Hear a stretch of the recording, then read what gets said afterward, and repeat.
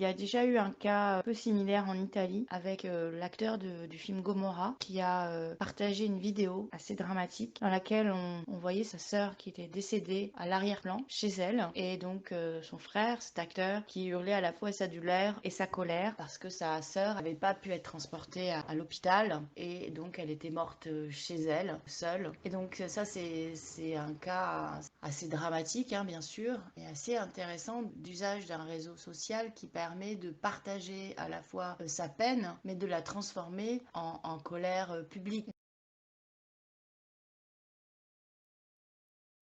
Alors il existe également toute une tradition maintenant d'usage des réseaux sociaux comme Pierre Tombal. Il y a une recherche même universitaire avec plusieurs collègues par ce qu'on appelle les éternités numériques, c'est-à-dire le fait que l'on ne va pas détruire par exemple les comptes Facebook, qu'on va utiliser le compte Facebook qui était un compte personnel, qui devient un compte collectif, familial ou amical pour y déposer des témoignages sur le défunt. C'est un espace collectif non réglementé qui reste ouvert et dont on peut investir de toutes sortes de façons en fait. Pour y pratiquer par exemple le culte des morts, là où il est rendu impossible, là les réseaux sociaux vont jouer ce rôle de chambre mortuaire.